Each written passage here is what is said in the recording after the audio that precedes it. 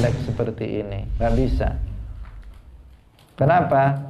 Allah melakukan apa saja terhadap yang dimilikinya sesuai dengan apa yang dikehendakinya. Nah, maka di sini apa? Tidak tergambar bahwa Allah itu zalim itu tidak tergambar sama sekali. Nggak bisa diterapkan. Wong zalim itu adalah melakukan suatu tindakan pada selain miliknya tanpa seizin pemiliknya. Sementara semuanya milik Allah. Apa yang dilakukan oleh Allah terhadap makhluknya adalah yang dilakukannya terhadap miliknya sendiri. Maka Allah melakukannya sesuai dengan kehendak Allah Subhanahu wa ta'ala.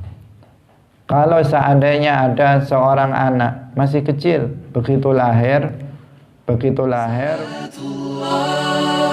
Salamullah alal hadi Rasulillah. Waalaikumsalam warahmatullahi wabarakatuh. Alhamdulillahi rabbil alamin. Lahu ni'matu wa lahul fadlu wa lahus sana'ul hasan. Wassalawatullahil barrir rahim wal malaikatil muqarrabin ala sayyidina wa maulana Muhammadin wa ala alihi wa ashabihi tayyibin tahirin. Allahumma la sahla illa ma ja'altahu sahla wa anta taj'alul hazna idza syi'ta sahla. Allahumma arzuqna al-ikhlasa fi niyyati wal qawli wal amal. Wa ba'du. Ila nabiyil Mustafa sallallahu alaihi wasallam wa ikhwanihi minal anbiya'i wal mursalin wa syuhada'i was salihin, khususan ila sultanil awliya Syekh Abdul Qadir Al-Jilani wa Syekh Ahmad Ar-Rifai wa Syekh Bahaidin An-Naqsyabandi wa Syekhina Abdullah Al-Harari wa ila arwahi muassisi jam'iyyati Nahdlatul Ulama Syekh Muhammad Hashim Asy'ari wa Syekh Bisri Sansuri wa Syekh Abdul Wahab Hasbuwah wa ila arwahi jami'i ahli al-qubur minal muslimin wal muslimat wal mu'minin wal mu'minat min masyariqil ardi ila magharibiha, khususan ila arwahi abaina wa ummahatina wa ajdadina wa jaddatina wa masyayikhina wa masyayikhi masyayikhina. Al-Fatihah. A'udzu billahi minasy syaithanir rajim. Bismillahirrahmanirrahim. Alhamdulillahi rabbil alamin. Ar-Rahmanir-Rahim. Maliki yaumiddin. Iyyaka na'budu wa iyyaka nasta'in. Ihdinas siratal mustaqim. Siratal ladzina an'amta 'alaihim ghairil maghdubi 'alaihim waladdallin. Amin. Hadirin hadirat kaum muslimin muslimat, pemirsa Madu TV rahimakumullah. Alhamdulillah, pagi hari ini Allah Subhanahu wa ta'ala masih senantiasa melimpahkan nikmat-nikmatnya kepada kita semuanya, terutama nikmat iman, nikmat Islam yang merupakan nikmat terbesar yang Allah anugerahkan kepada para hambanya. Dengan nikmat itu kita terdorong untuk senantiasa mempelajari ajaran-ajaran agamanya sehingga kita bisa tertuntun dalam kehidupan dunia ini menuju keselamatan dan kebahagiaan nanti di akhirat. Amin ya rabbal alamin. Shalawat dan salam semoga tetap terlimpahkan kepada Nabi Agung, makhluk termulia Nabi Muhammad sallallahu alaihi wasallam, para keluarga, para sahabatnya, Semoga dengan kita memperbanyak sholawat untuk Rasulullah Sallallahu Alaihi Wasallam, kita semuanya nanti di hari kiamat mendapatkan syafaat beliau. Amin ya rabbal alamin. Hadirin hadirat kaum muslimin muslimat, pemirsa Madu TV rahimakumullah. Pagi hari ini kita akan menjelaskan penafsiran Al-Quran surat Fussilat ayat 46. Mari kita memulainya dengan mengikhlaskan niat lillahi ta'ala, karena Allah subhanahu wa ta'ala tidak menerima suatu amal kecuali jika dilakukan dengan ikhlas lillahi ta'ala. Qala Allah ta'ala, man amila salihan falinafsih wa man asaa fa'alaiha wa ma rabbuka bidzallamin lil abid.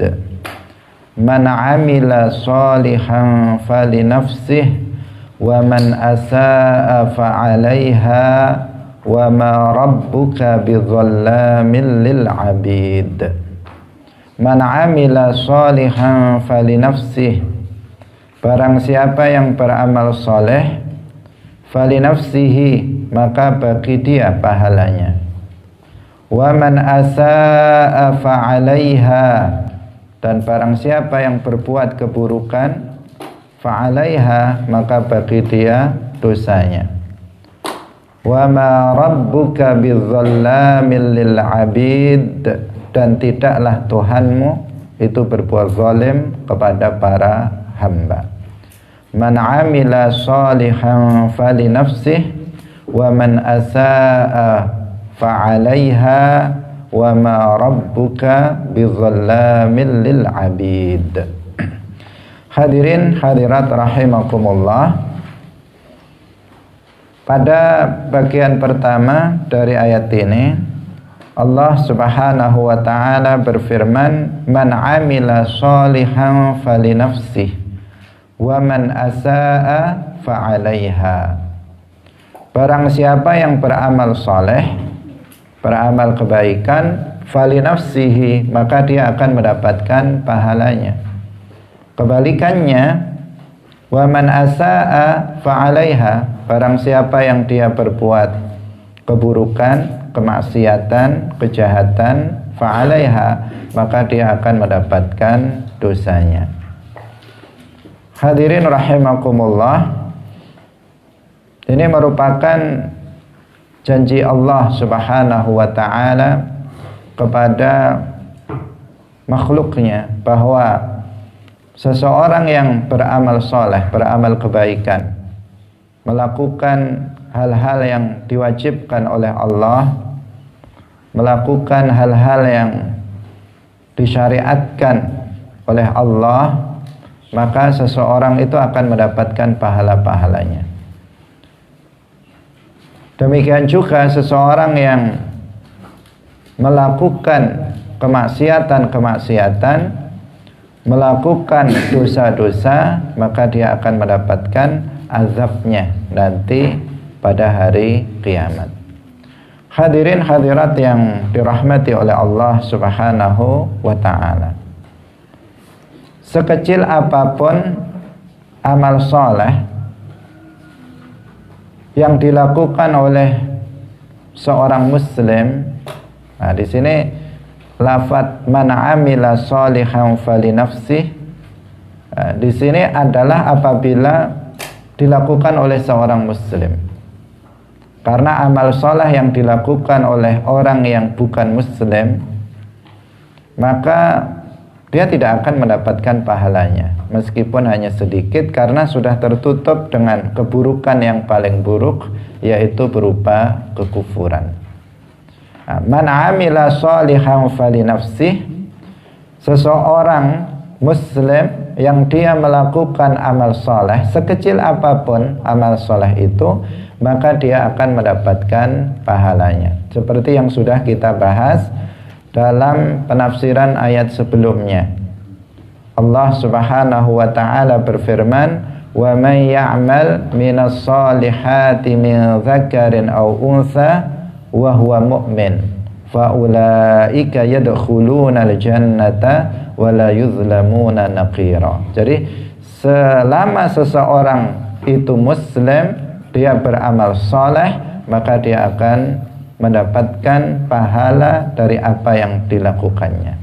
Sekecil apapun, meskipun dia hanya yang kebaikan yang dia lakukan hanya dengan misalnya dikatakan hanya menyingkirkan batu misalnya dari jalan agar seorang muslim tidak jatuh, dia melakukannya lillahi ta'ala, dia akan mendapatkan pahalanya. Hanya dengan mengucapkan assalamualaikum kepada saudaranya sesama muslim, dia melakukannya lillahi ta'ala, dia akan mendapatkan pahalanya. Seseorang hanya sekedar menyapa, tersenyum kepada sesama saudaranya lillahi ta'ala, dia melakukannya, maka dia akan mendapatkan pahala. Apalagi kalau dia melaksanakan sholat yang merupakan afdolul a'mal setelah iman, yang merupakan amal perbuatan baik yang paling utama setelah iman, maka tentu pahalanya akan sangat besar jika dilakukan tentu saja dengan memenuhi syarat-syarat qabul dari amal ibadah. Seseorang menghadiri majelis ilmu merupakan salah satu amal soleh. Seseorang yang melakukannya lillahi ta'ala, maka dia akan mendapatkan pahalanya. Man amila sholihan falinafsih. Barang siapa yang beramal soleh, maka dia akan mendapatkan pahalanya. Apalagi seseorang misalnya berinfak untuk kepentingan agama, untuk kepentingan dakwah Islam. Seseorang membantu fakir miskin. Seseorang misalnya membantu orang-orang anak-anak yatim dan seterusnya, membantu pembangunan masjid, membantu pembangunan pondok pesantren dan seterusnya, maka semuanya akan ada pahalanya selama seseorang itu mukmin dan dia ikhlas di dalam melaksanakannya. Man amila sholihan falinafsih wa man asaa fa'alaiha. Barang siapa yang melakukan keburukan, maka dia akan mendapatkan siksanya nanti di akhirat. Sekecil apapun amal keburukan, kemaksiatan yang dilakukannya, maka dia nanti di akhirat akan mendapatkan azabnya jika Allah tidak mengampuni dosa-dosa dia. Nah, di sini ada syarat, yaitu jika Allah tidak mengampuni dosa-dosanya, karena Allah subhanahu wa ta'ala itu maha pengampun atas dosa-dosa hambanya. Allah itu ghafirudz dzambi, Allah itu al-ghaffar, Allah maha pengampun, rahmatnya sangat luas. Tetapi seseorang yang dia melakukan maksiat, sekecil apapun maksiat yang dilakukannya di dunia, jika Allah tidak mengampuninya, maka dia akan berhak untuk mendapatkan siksanya. Hadirin hadirat rahimakumullah, sekecil apapun dosa yang dilakukannya, apalagi dosa yang sangat besar, maka itu akan membahayakan bagi seseorang yang melakukannya nanti di akhirat, karena dia berhak mendapatkan azab Allah jika Allah tidak mengampuninya. Hadirin hadirat rahimakumullah, pahala itu apa dan azab, siksa itu apa? Pahala artinya al-jaza alladhi yujazahul mu'min fil akhirah yaumal qiyamah mimma yasurruhu. Balasan yang menyenangkan. Jadi balasan yang menyenangkan, yang menggembirakan, membahagiakan nanti di akhirat bagi hamba Allah yang mukmin atas amal soleh yang dilakukannya di dunia. Itu namanya pahala. Jadi pahala itu apa? Balasan menyenangkan. Balasan menyenangkan, balasan menggembirakan, membuat bahagia seorang mukmin nanti di akhirat atas amal soleh yang dilakukannya di dunia. Semakin banyak pahala yang dikumpulkan oleh seorang mukmin di dunia, maka dia akan semakin bahagia nanti di akhirat. Maka dia akan semakin senang nanti di akhirat. Tetapi semakin sedikit pahala yang dikumpulkannya di dunia ini, maka dia juga kesenangannya, kebahagiaannya tidak lebih dari orang yang amal solehnya itu banyak di dunia. Karena itulah maka kita memperbanyak amal soleh sehingga kita bisa mendapatkan pahala sebanyak-banyaknya, sehingga kita bisa mendapatkan kebahagiaan nanti di akhirat dengan kebahagiaan yang abadi, dengan kebahagiaan yang sempurna. Hadirin hadirat yang dirahmati oleh Allah Subhanahu wa ta'ala. Jadi pahala itu nanti pada hari kiamat, karena dia adalah balasan menyenangkan nanti di hari kiamat atas amal soleh yang dilakukan oleh seorang hamba di dunia ini. Itu tidak dibalas di dunia, tetapi akan dibalas nanti pada hari kiamat. Sehingga jika seseorang di dunia ini, misalnya dia sudah melaksanakan sholat dengan tertib, dengan baik, kok hidupnya masih susah misalnya, rizkinya masih seret misalnya, maka jangan disalahkan ibadahnya.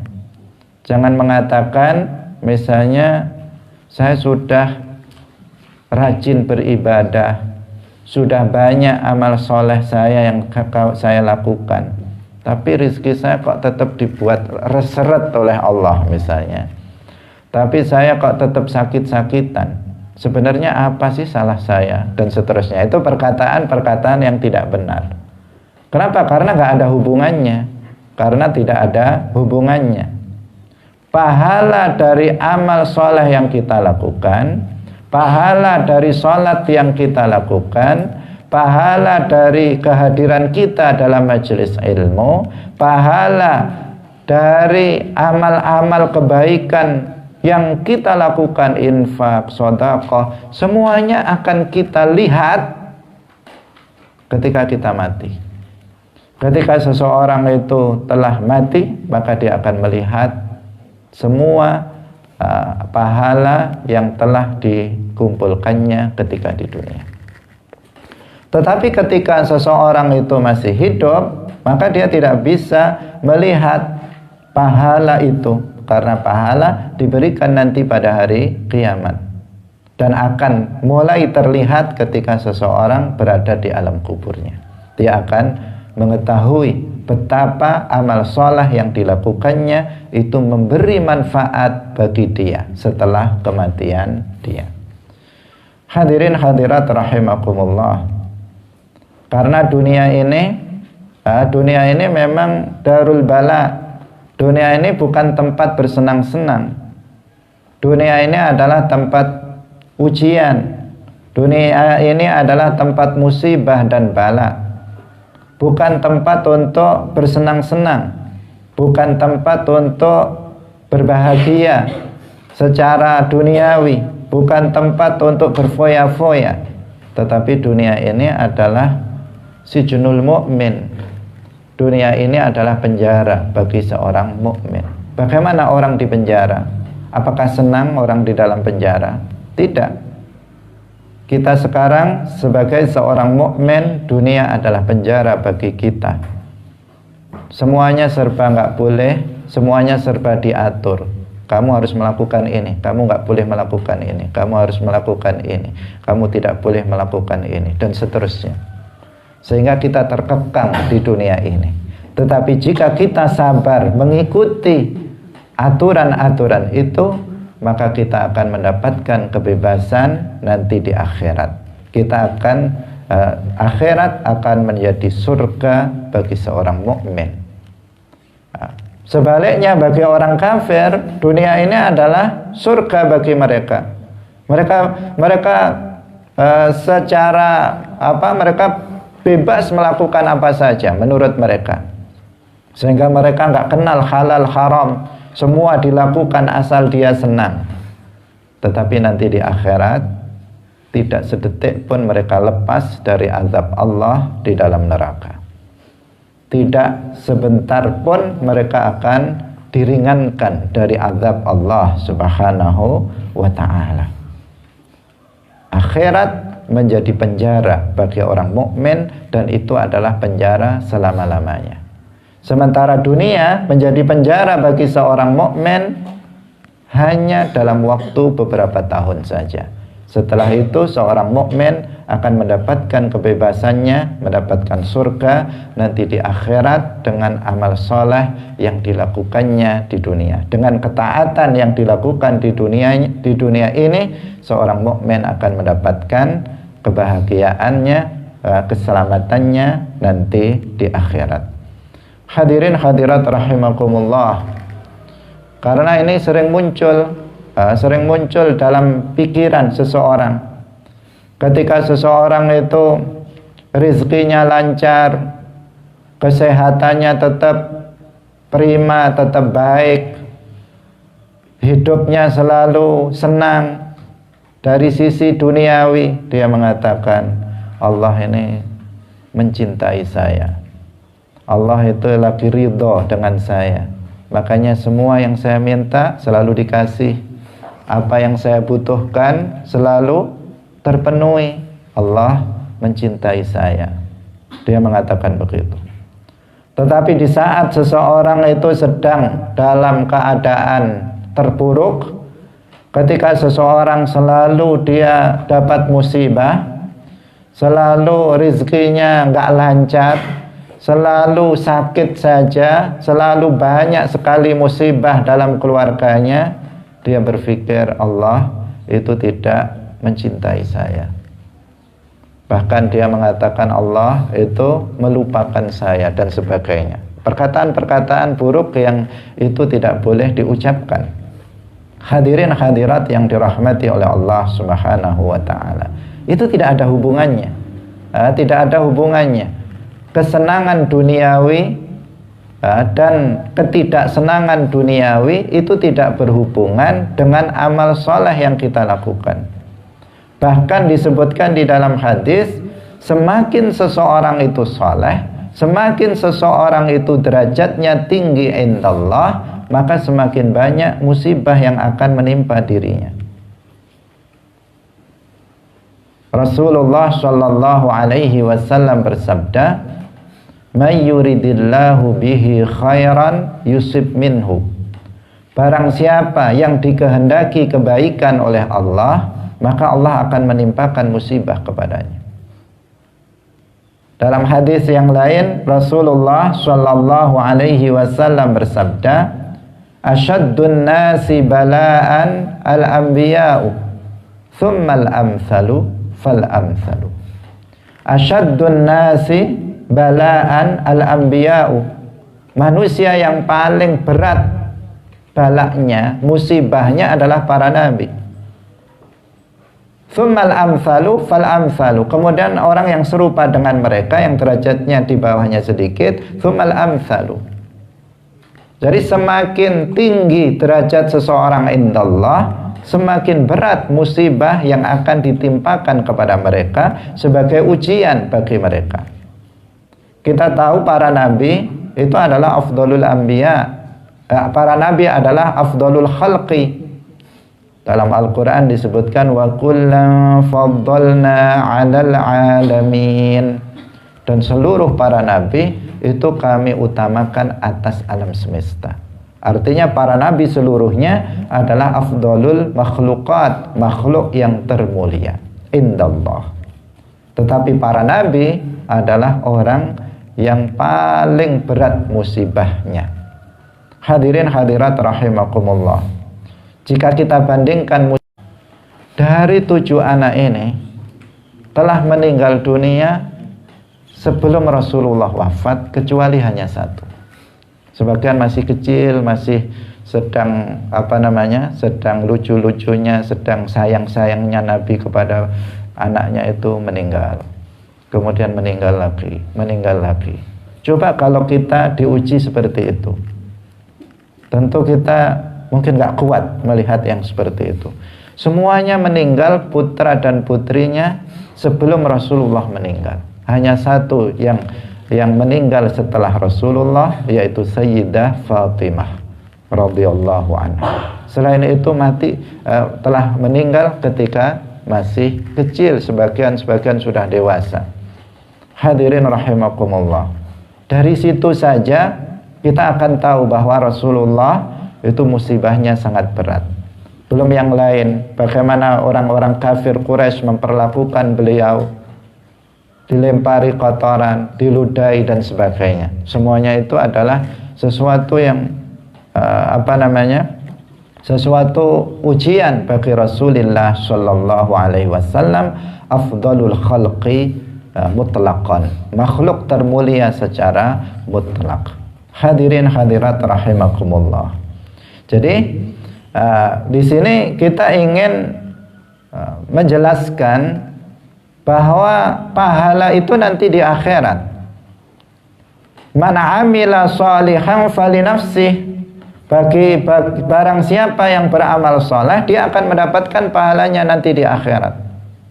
Apa yang kita lakukan setiap pagi jam 5 sampai 6 hadir dalam majelis ilmu ini, kita akan melihat pahalanya nanti di akhirat. Kita akan merasakan balasannya nanti di akhirat. Tentu jika kita melakukannya lillahi ta'ala. Apa sholat yang kita kerjakan 5 waktu, kita akan mendapatkan pahalanya. Bacaan Al-Quran yang kita lakukan, kita akan melihat pahalanya. Infak yang kita berikan untuk kepentingan dakwah Islam, kita akan melihatnya nanti di akhirat, pahala itu. Sekarang yang terlihat kalau kita berinfak, ya habis uang kita. Habis. Tadi uang saya 100.000, saya infakkan 50.000, tinggal 50.000. Harusnya bisa beli ini dan itu, masih hanya beli ini saja, nggak bisa beli itu misalnya. Jadi apa? Berkurang secara zahir. Tetapi apa? Nanti kita yang 50.000 itu kita akan melihat balasan menyenangkan untuk yang itu.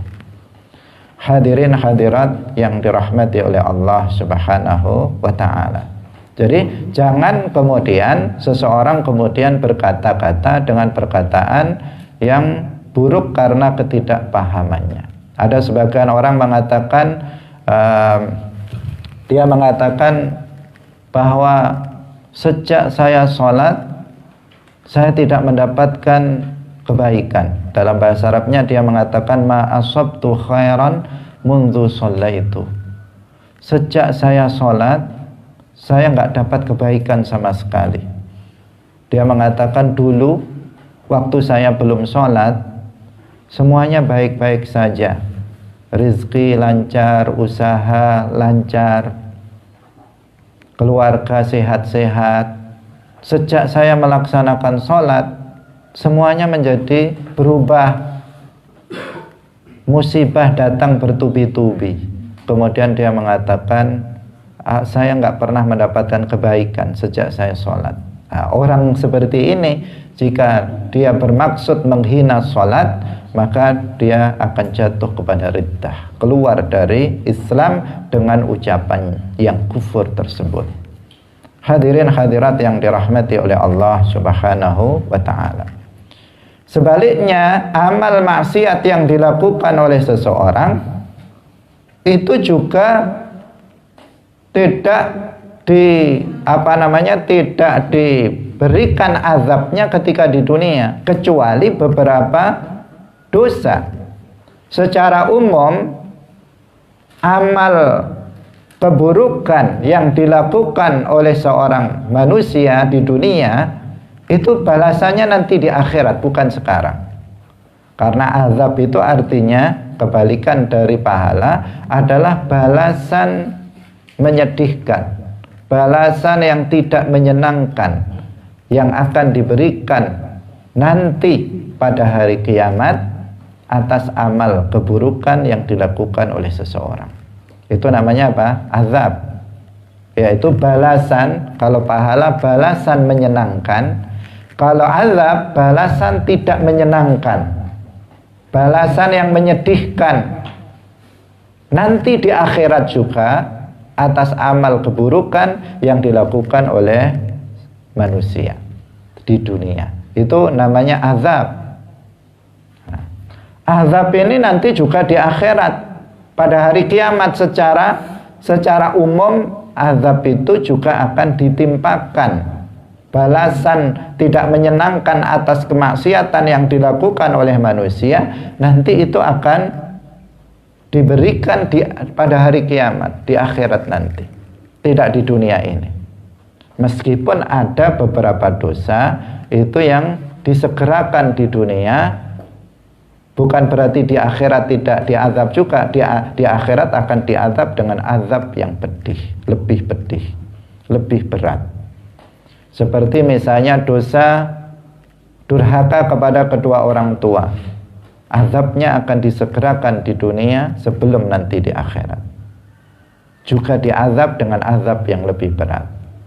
Seperti dosa memutus silaturahim, memutus tali kekerabatan, maka dosanya, azabnya akan disegerakan di dunia sebelum nanti di akhirat dia juga diazab dengan azab yang lebih pedih.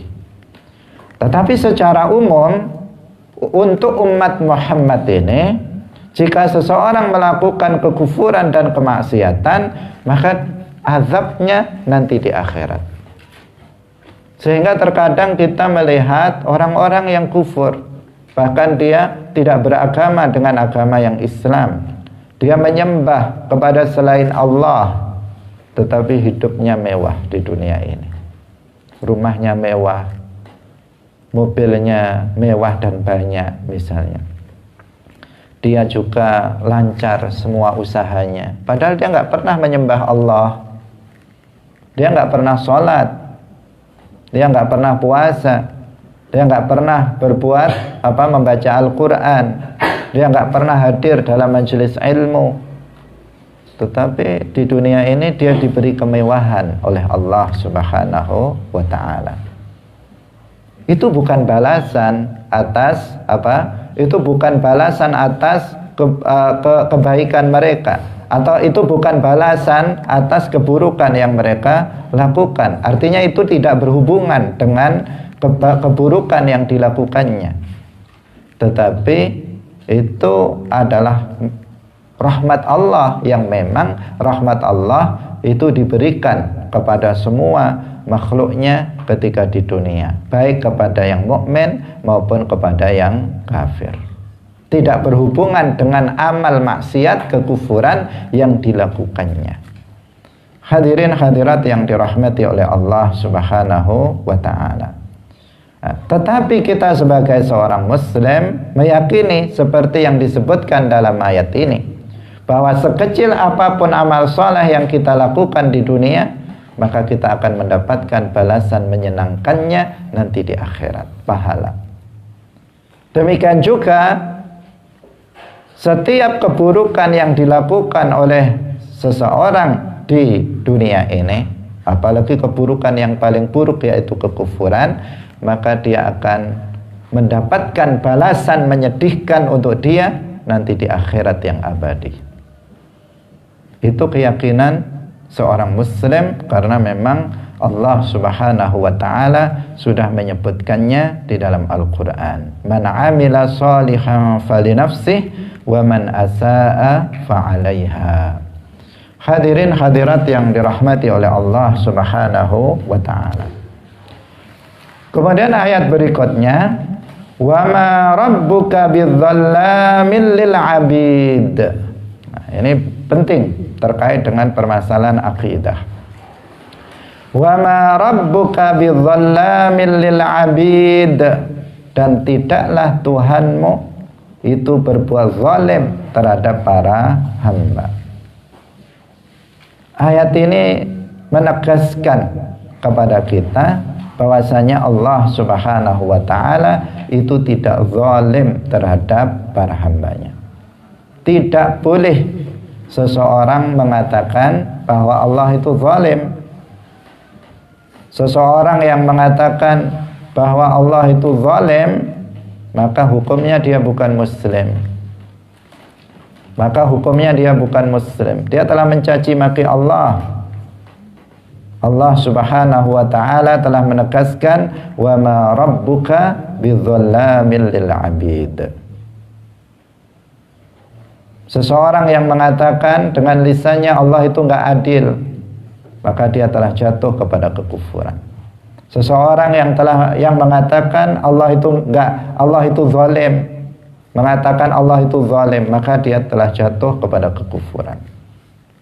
Maka jangan sekali-kali kita mengucapkan kata-kata itu. Bahkan jika seseorang, disebutkan oleh para ulama, jika seseorang itu mengatakan dia misalnya tidak sholat karena dia sakit. Seseorang sakit sehingga tidak sholat. Kemudian dinasihati oleh temannya, kamu sholatlah. Karena orang yang sakit juga wajib untuk melaksanakan sholat. Jika kamu nggak bisa berdiri, kamu bisa melakukannya dengan duduk. Jika kamu nggak bisa melakukannya dengan duduk, maka kamu bisa melakukannya dengan berbaring. Dinasihati seperti itu. Karena dia nggak sholat, alasannya sakit. Apalagi cuman sakitnya sakit batuk misalnya, atau sakitnya sakit flu biasa. Dia nggak sholat, dinasihati oleh temannya agar dia melaksanakan sholat. Kemudian dia mengatakan dengan ucapan kufur. Dia yang ini nggak boleh diucapkan. Dia mengatakan, jika Allah menyiksa aku, mengazab aku dengan sebab saya meninggalkan sholat, padahal saya sedang sakit, maka Allah berarti zalim kepadaku. Wong saya nggak sholat ini karena sakit, kok tetap diazab karena nggak sholat. Maka Allah zalim kepadaku. Orang yang mengucapkan kata-kata seperti itu jatuh kepada kekufuran. Kenapa? Karena dia menisbatkan sifat zalim kepada Allah Subhanahu wa ta'ala. Dan Allah Subhanahu wa ta'ala sudah berfirman, wa ma rabbuka bidzallamil lil 'abid. Dan tidaklah Tuhan kamu itu berbuat zalim kepada hambanya. Hadirin hadirat rahimakumullah. Ini selaras dengan ayat-ayat yang lain di dalam Al-Quran. Di antaranya Allah Subhanahu wa ta'ala berfirman dalam Al-Quran surat Yunus ayat 44. Innallaha la yazlimun nasa syai'a walakinnan nasa anfusahum yazlimun. Innallaha la yazlimun nasa, sesungguhnya Allah itu tidak berbuat zalim kepada manusia. Walakinnan nasa anfusahum yazlimun, tetapi manusia itu sendiri yang mereka berbuat zalim. Jadi Allah Subhanahu wa ta'ala tidak berbuat zalim kepada manusia. Kenapa dikatakan Allah tidak zalim? Sebagian orang mengatakan, sebagian orang yang bodoh, dia mengatakan ketika dia selalu mendapatkan musibah Allah, musibah dari Allah, kemudian dia mengatakan Allah zalim kepadaku. Saya sudah sholat, tapi saya masih banyak musibahnya. Tetangga saya itu nggak sholat, malah nggak dapat musibah. Dia mengatakan Allah itu zalim kepadaku. Itu apa? Ucapan yang tadi apa? Ucapan yang tidak benar. Kenapa dikatakan Allah itu tidak zalim? Karena definisi zalim itu tidak bisa diterapkan pada Allah Subhanahu wa ta'ala. Pengertian zulam Itu apa?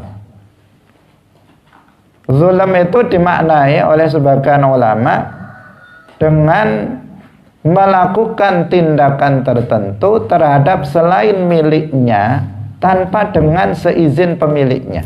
Itu namanya zulm.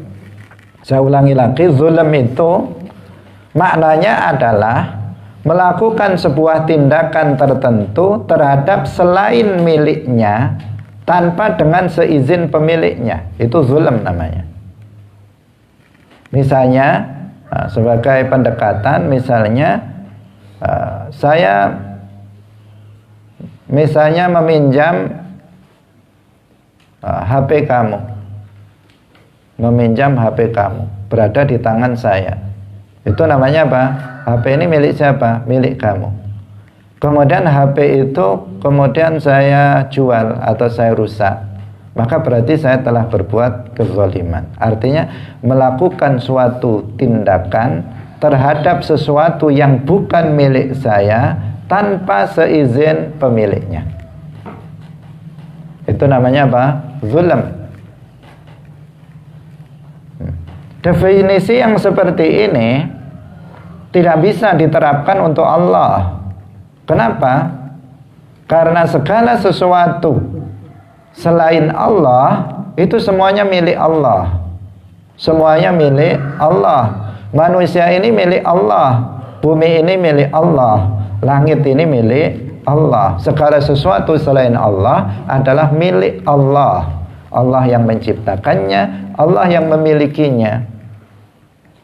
Maka nggak ada Allah melakukan suatu tindakan kepada selain miliknya, tetapi Allah itu melakukan suatu tindakan terhadap miliknya sendiri. Maka Allah fa'alul lima yurid. Allah melakukan apa saja sesuai dengan apa yang Dia kehendaki. Bisa dipahami? Nah, pendekatannya misalnya ini milik saya. Misalnya buku ini milik saya.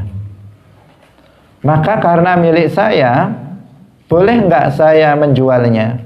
Boleh, karena milik saya. Boleh nggak saya meminjamkannya kepada teman saya? Boleh.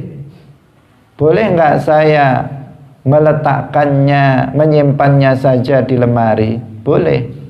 Karena milik saya, maka saya bebas melakukan apa saja terhadap sesuatu yang menjadi milik saya.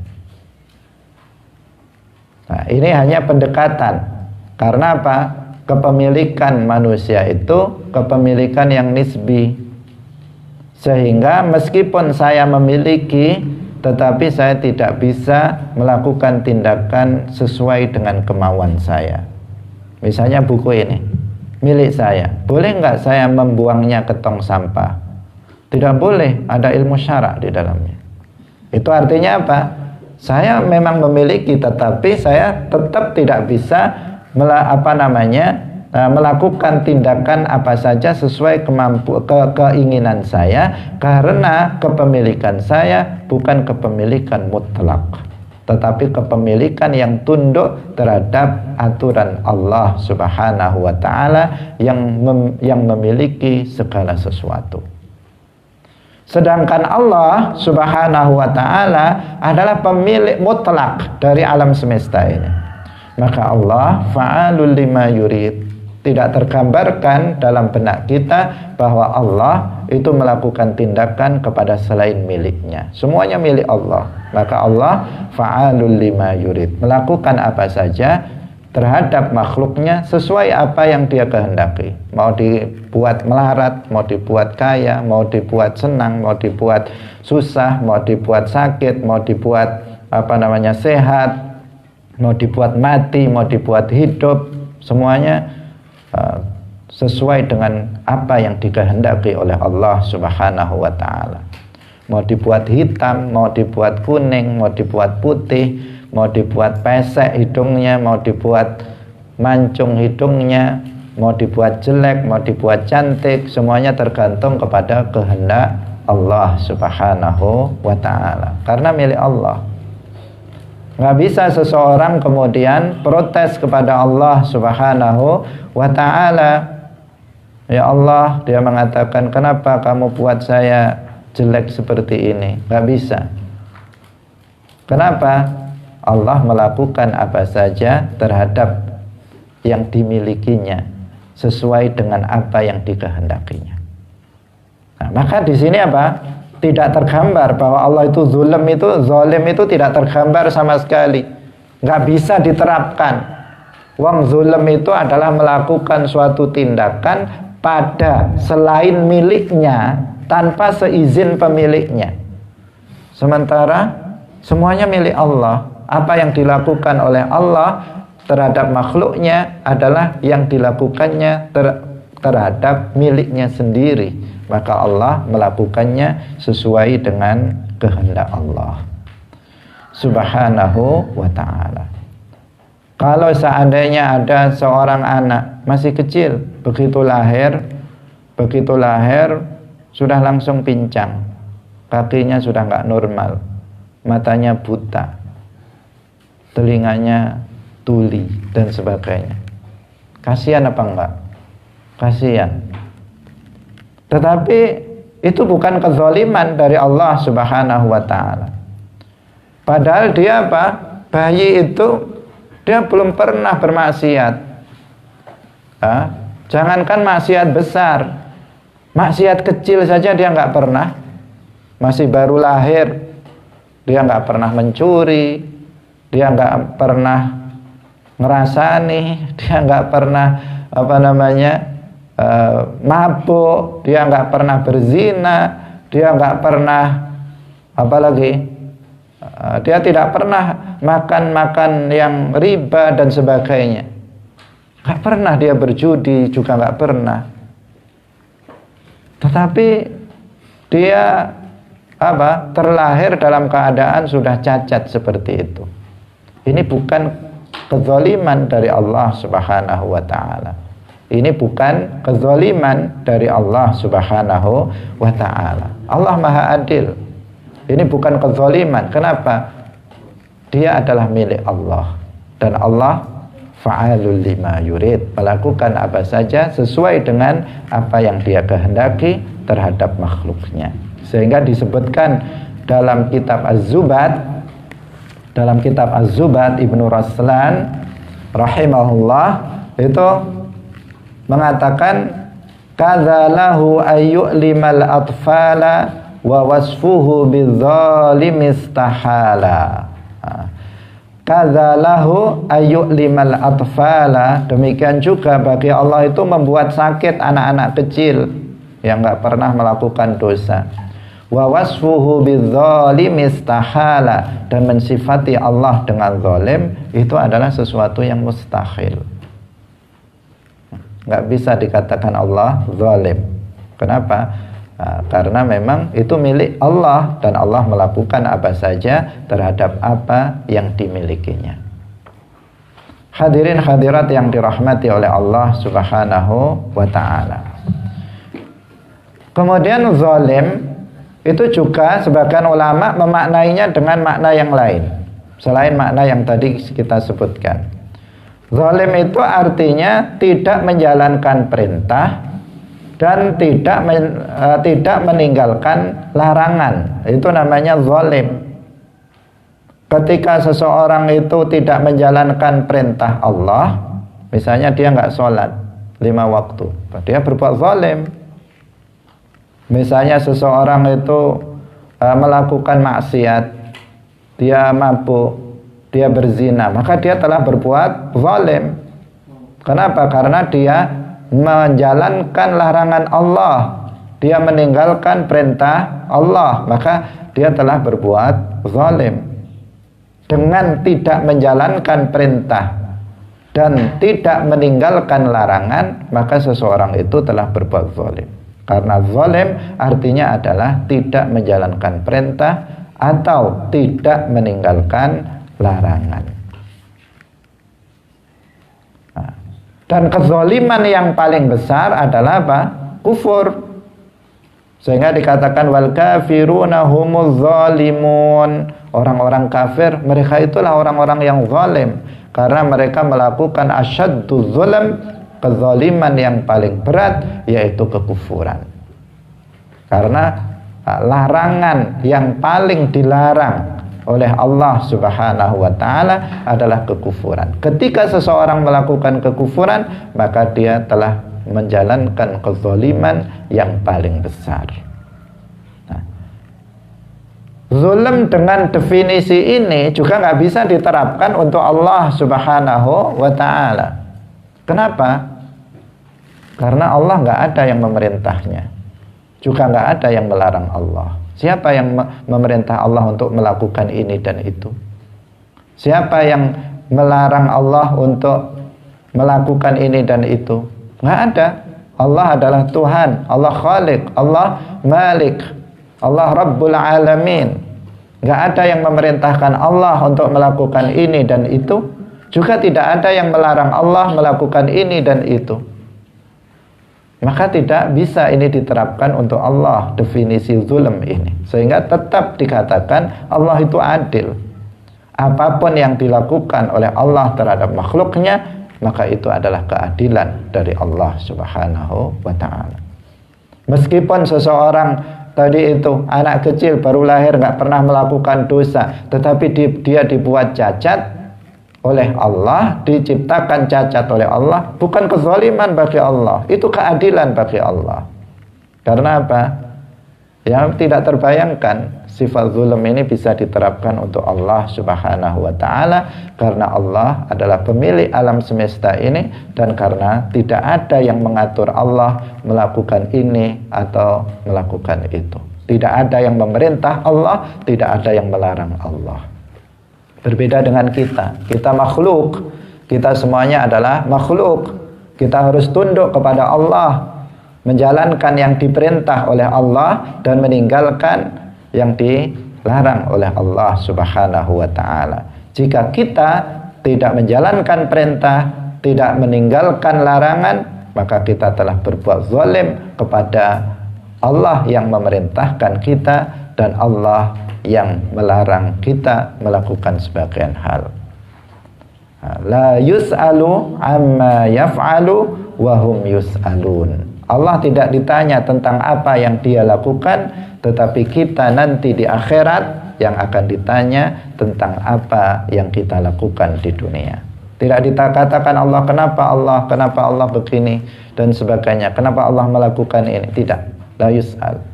Tetapi kitalah yang nanti yang akan ditanya. Kenapa? Karena Allah tidak ada yang memerintah ataupun melarang Allah. Sementara kita harus tunduk terhadap pencipta alam semesta ini, yaitu Allah Subhanahu wa ta'ala. Hadirin hadirat yang dirahmati oleh Allah Subhanahu wa ta'ala.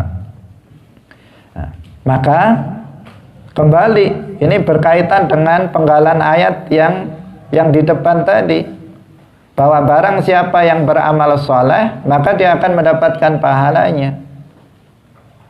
Dan itu merupakan fadlun minallah. Dan barang siapa yang melakukan keburukan, maka dia akan mendapatkan siksanya. Dan ini juga merupakan keadilan dari Allah Subhanahu wa ta'ala.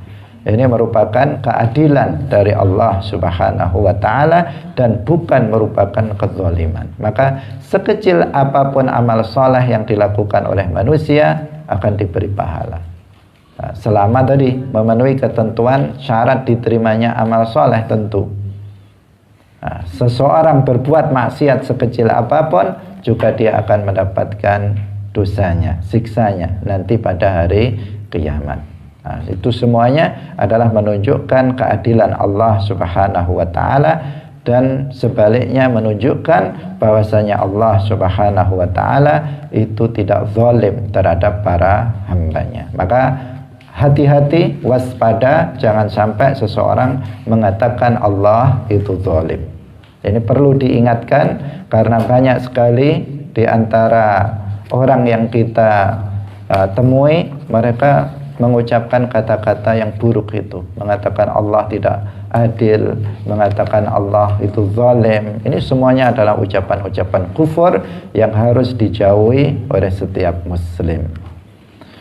Hadirin yang dirahmati oleh Allah Subhanahu wa taala, sampai di sini pengajian kita pada pagi hari ini, semoga bermanfaat bagi kita semuanya. Barakallahu fikum, wallahul muwaffiq ila aqwamit thariq. Wassalamualaikum warahmatullahi wabarakatuh. Salamullah ala al-hadi Rasulillah.